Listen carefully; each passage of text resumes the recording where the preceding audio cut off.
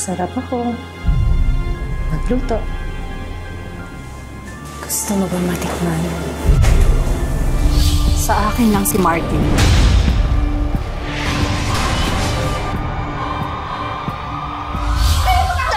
Doon ka sa gubat, tumira kasama ng malandi mo kabet!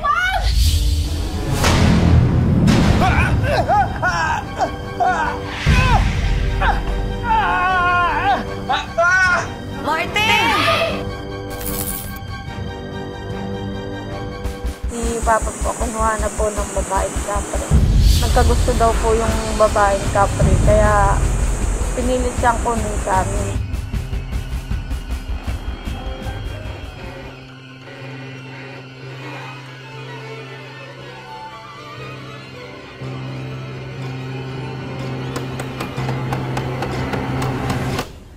Hoy! Diba ang sabi ko sa'yo, ayusin mo? Eh, sinisira mo eh, ha? Sinira mo na nga ang buhay ng anak ko, pati mga gamit ko, sisirain mo? Nay, sinusubukan ko naman, pero medyo bulok na kasi yung... Ano sinabi mo? Bulok na mga gamit ko? Hindi naman po yun yung sinabi ko. Ay, hindi! Yun ang sinabi mo eh! Ano? Nakikitira na nga lang kayo? Nay, ano ba? teka lang. Ano mo? Nay, ano ba? Tama na! Hindi na kayo manakit! Dapat talaga hindi ko bilang sa... Huwag kang saktan si tatay. Nay, tama na po. Nakakaya sa mga kapitbahay. Ano? Ha? Ano nakakaya? Nakakaya na itong napangasawa mo, tatanga-tanga? Dapat kasi nakinig ka sa akin noon. Dapat ang pinakasalan mo yung kapitan ng barko. Tama na, Nay. Sumusobra ka na eh. Lahat na lang na gusto mo, sinusunod ko. Eh, bumukod kami, ayaw nyo? Kung ganyan naman gagawin mo sa asawa ko, araw-araw niyong gaganyanin, mabuti pa, umalis na lang kami. Sumasagot ka na sa akin, Alisa? Kailan ka ba natutong sumagot, ha? Kailan ka ba natutong sumagot? Wala ang saktan mo kaysa sa asawa ko. Aba! Ano mo? Sumusobra na kayo. Mabuti pang umalis na lang kami. Ganon? Gusto niyong umalis? Ngayon na! Lumayas kayo! Kala niyo ako ba tatakutin niyo? Lumayas kayo, kapal na mukha niyo! Ha? Lumayas kayo ngayon din! Ayan, lumayas! Wag! Anong wag? Ayan, lumayas kayo ngayon din, ha? Lola, wag! Yan, anong wag? Lumayas kayo! Layas kayo din! Layas! Yung may-ari ng bahay nasa abroad eh. Nakisuyo na lang sa akin na asikasuhin ko daw kayo. Basta, sa anihan ng kopra, 40-60. Buti naman po pumayag yung may-ari na tumira kami agad dito. Tapos mura pa yung bigay sa amin ng renta. Wala kasing nagtatagal dito eh. Ho? Bakit ho? Ang sabi nila, may kapre daw dito.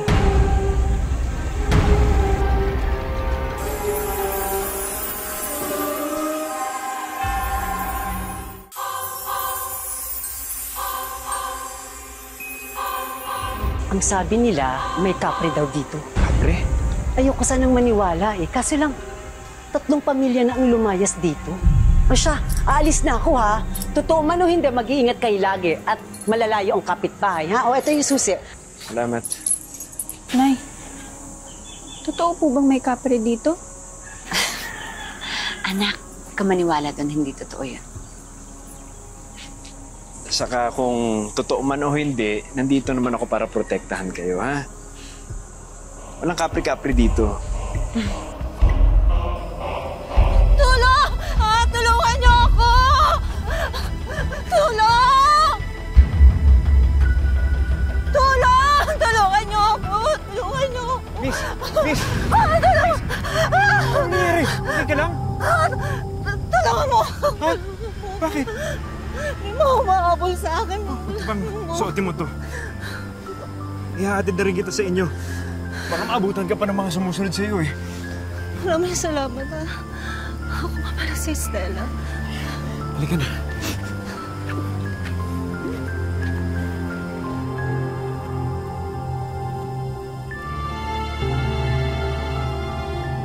Ang sabi sa amin, wala kaming kapitbahay masyado. Hindi ko napansin tong malaking bahay na to. Alam mo, hindi kasi ako lumalabas ng bahay masyado kasi ang dami kong kaaway. Alam mo naman yung mga tao dito sa baryo, inggitera. Saka ewan ko ba, inggit na inggit sila sa akin kasi sexy ako, maganda, saka Sarap ako. Nagluto. Gusto mo ba matikman? Stella, nagpapasok ka ng bisita. Kuya, tinulungan ako nito si Martin. Ang kontrabida dyan. Martin, kuya ko nga pala. Kumain ka muna ng niluto ko. Subukan mo yun, ha?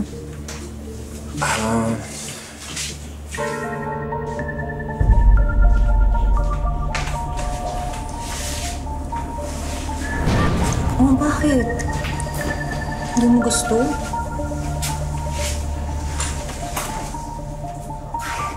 Ay, hindi. Ngayon lang kasi ako nakakita ng itim na kanin. Akala ko sa mga kwento lang ng maligno at engkanto lang yan, pero totoo pala siya.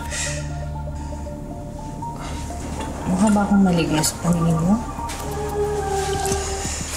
Masarap to. Tikman mo na. Sige.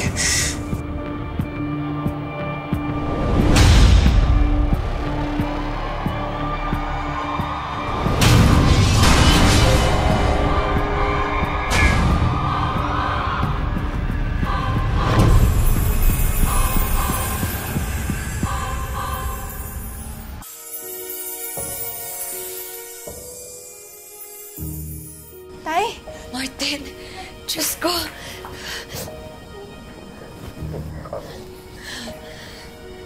Sa kuprahan lang naman ako galing. Bakit kayo umiiyak? Parang ilang araw ako nawala eh. Ilang oras lang naman yun. Mahal, nung ilang oras, 3 araw kang nawawalan. Hindi namin alam kung anong nangyari sa'yo. 3 araw? Tay, tumawag na nga kami sa barangay pero hindi ka rin nila mahanap. Ha? At pati ako, naabala sa pagkawala mo. Saan ka ba talaga nang galing, ha? Saan ka nagpunta? Sasandali pa lang kayong humiwalay sa akin? Pinababayaan mo na tong anak ko at apo ko?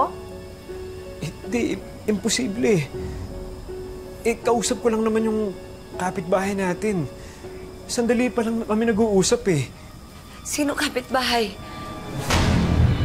Ay! Martin! Martin! Ay! Ay! Martin! Martin! Ay!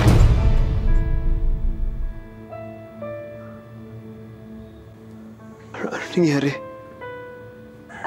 Mahal, nahimatay ka. Ang sabi ng doktor sa sobrang init daw. Mabuti na nga lang tayo, may kakilalang tricycle driver si Ate Lani, kaya nadala ka po namin agad dito eh. Mukhang okay na yung asawa mo. Alis na ako. Nay, salamat po pala sa pagtulong niyo sa amin ni Martin dito sa mga bayarin namin sa ospital, ha? Ginawa ko lang naman yon kasi nag-aalala ako para sa inyo ng apo ko. Kapag may nangyari dyan, didamay kayo. Nay, pwede niyo ba ako tulungan sa homework ko? Sige, ano ba yan? Tungkol saan to? Tungkol po sa kwentong bayan. May tanong po kasi dito. Paano mo malalaman kung isang tao ay engkanto o maligno? Anak, nakakatakot naman yung inaaral mo. Pero alam mo, natatandaan ko kwento ng lola mo sa akin. Kapag baliktad daw yung reflection mo sa mata ng kinakausap mo, maligno daw yun. Engkanto o kapre. Tsaka takot daw sila sa bawang. Sa bawang, Nay?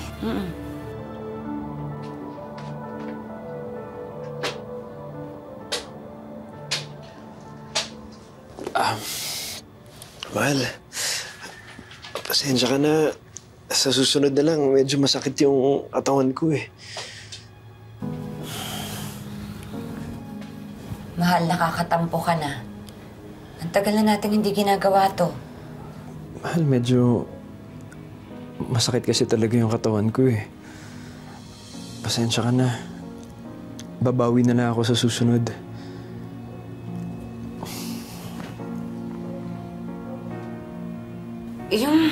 Yung kapitbahay ba natin na sinabi mong nakita mo noon? Nakita na ba kayo ulit? Si Stella? Matagal lang hindi. Babae yun? Alisa, pwede ba makinig ka naman sa akin? Bantayan mo yung asawa mo. pakiramdam ko ng bababae. Ay naman, sakit na nga yung tao. Alisa, ano ka ba?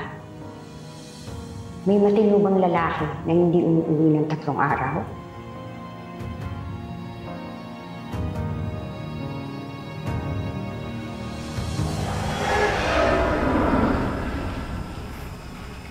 Ano ba talagang plano mo kay Martin?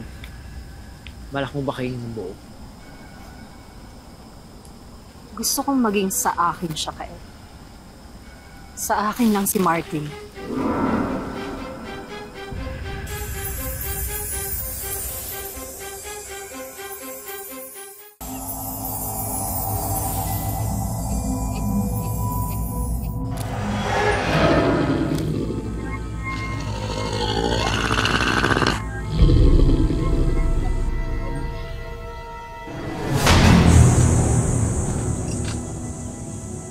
Stella?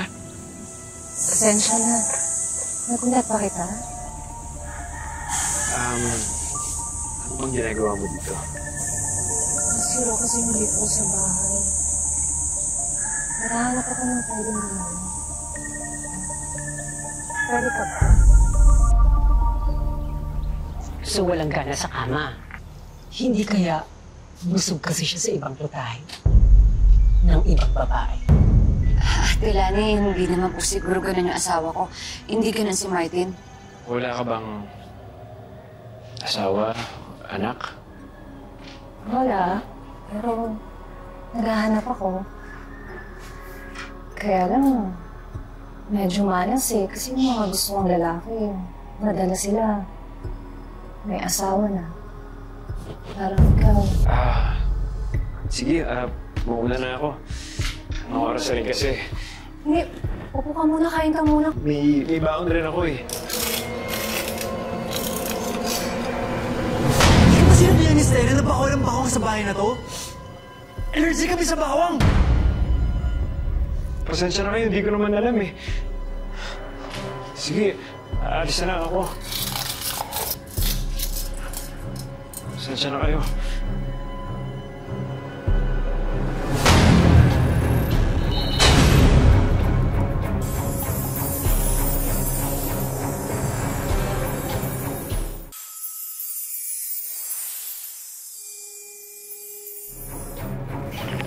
Bilis, baka magkasalisiyan tayo ng tatay mo.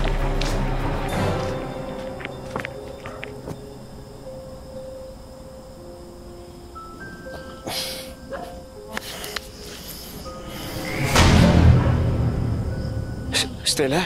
Nasira ulit yung gripo ko. Baka naman pwede ayusin mo naman ulit. Stella, gabi na kasi.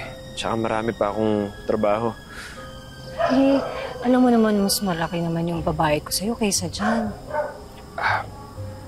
Stella, sinabi ko na sa'yo, di ba? Muna ako hawakan. Pamilyado akong tao. Pwede ba? Stella, tama na. Please naman, no? Martin naman. Init naman ang ulo mo. Samahan mo na ako sa bahay. Mag-isa lang kasi ako, Martin. Sige, Stella, tama na. Tama na! Martin! Ano ba wala sa akin? Stella. Martin, bakit takot na takot ka? Ako lang to. Martin. Stella. Akin ka lang, Martin. Walang hirap ka. Walang di ka. Nay, wag na! Mahal! Nay, wag! Bitawan mo ako! Bitawan mo ako! Nay! Mahal! Nay, bitawan mo! Nay! Hindi ka bibitawan ng gatingan na kaya ng kalabian mo! Mahal, tama na! Tama na! Tama mo na! Nay! Pinagtatanggol mo pa yung kabit mo! Nay! Mag-usap tayo kapag tapos na ako sa kabit mo! Mahal! Mahal, hindi ko siya kabit! Tama na! Tama na! Nay!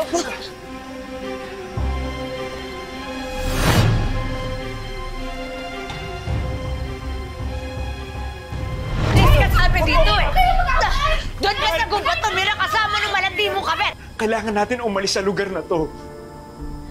Sige na. Ano bang pinagsasasabi mo? Si Stella, may kakaiba sa kanya. Kaya palagi niya ako nasusundan eh. Hindi siya tao. Para siyang ibang nilalang. Pakinggan mo na ako, mahal naman. Martin, pwede ba umalis ka na dito? Umalis ka na dito! Lumayas ka na! Hindi ka namin kailangan! nagsasabi ng totoo sa atin si tatay. Anak, ano ba yung pinagsasasabi mo? Nay... Nay, nung nag-aaway kasi kayo kanina, nakita ko sa mata ng Stella, Nay, nakabaliktad ako. Ano?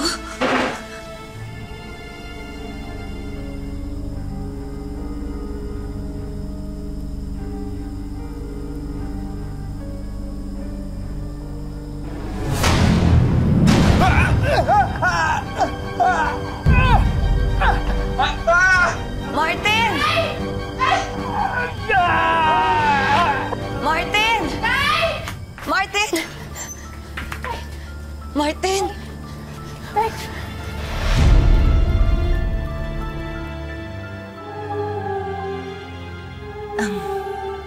Ang ibig niyo pong sabihin, natipuhan ng babaeng kapre yung asawa ko? Oo, at malakas na kapre ito. Muntik nang makuha ang asawa mo kagabi. Paano ko po mailalayo yung asawa ko dun sa kapreng yun? Kailangan sirain ang bahay niya. Saan ko po siya pwedeng puntahan? Hindi ako papayag na makuha nila yung tatay mo.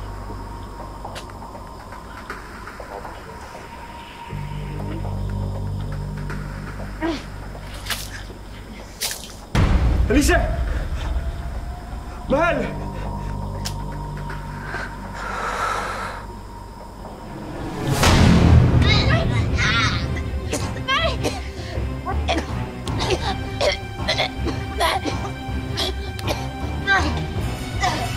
Mahal! Anak! Ano nangyari? Stella! Stella, tama na! Stella, maawa ka na sa amin, please! Tigilan mo na! Sila sumubo dito sa puno namin. Dito, sa bahay namin. Pero huwag kang mag-alala, Martin. Hindi pa sila patay. Sa ngayon. Stella, hayop ka. Alam mo naman kung ano yung gusto ko mangyari, di ba? Sumama ka sa akin. Pero yung asawa at yung anak mo, ayaw ka nilang ibigay sa akin at nanggugulo pa sila. Kapag sumama ba ako sa inyo, titigilan niyo sila. Oo, Martin. Hindi ko na sila sasaktan. Hindi na rin sila mahihirapan.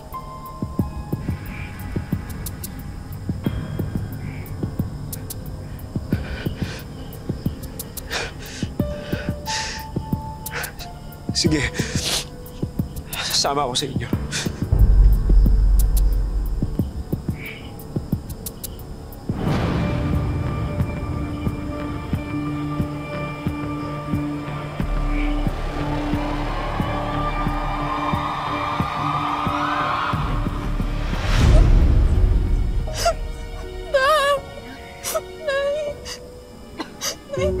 Martin?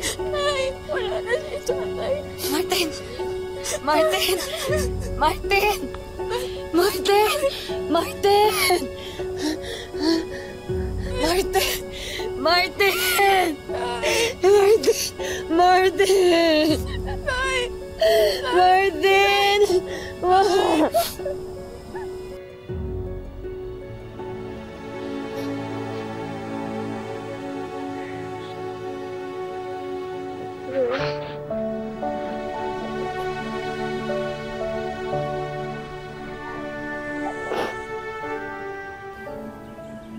Para maliwanagan sa tunay na nangyari kay Martin, tinupad namin ang hiling ni Marie Chris na makausap ang paranormal expert na si Ed Kaluwag.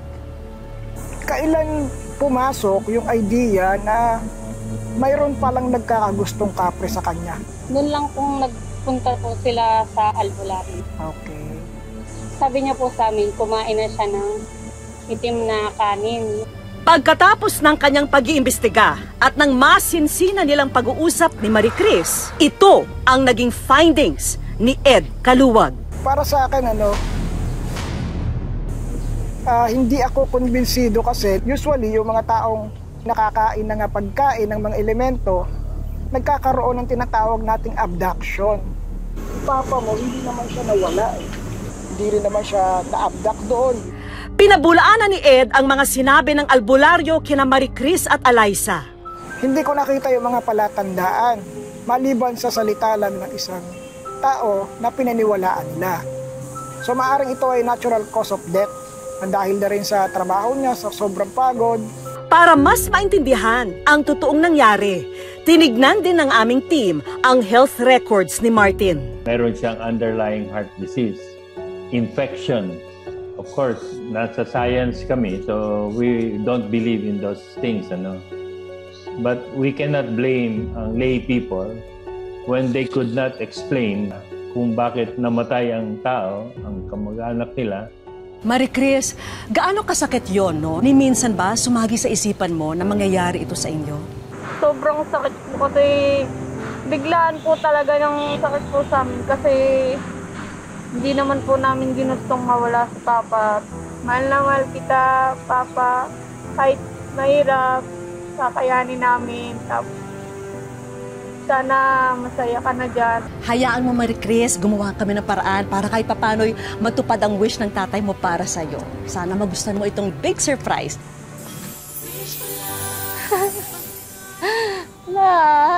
Para hindi mo na problemahin ang panggastos nyo sa araw-araw, may handog ang aming programa na isang food cart business. Sinamahan na rin namin yan ng mini office room. May office desk and chair, office supplies, coffee corner, at meron ding beauty products with tablet and wifi para pandagdag kita na rin. Maraming salamat po kasi kahit pa paano po may pagkukunan na po kami. But wait, meron pa. May regalo rin kaming isang patahian business. Siyempre, may inihanda rin kaming brand new dining set at mga brand new kitchenware para naman sa inyong buong pamilya. Siyempre, para sa buong pamilya, meron tayong living room and entertainment showcase. And last but not the least, ang wish ko lang money bolt. Ngayong nabigyang linaw na ang misteryo sa pagkamatay ni Martin, handa na ang mag-ina na bumangon at magsimulang muli. Mga kapuso, lagi po natin tatandaan, hanggang hindi tayo napapagod, humiling at maniwala, hindi rin tayo mapapagod lumaban sa buhay. Ako po si Vicky Morales at ito po ang bagong Wish Ko Lang.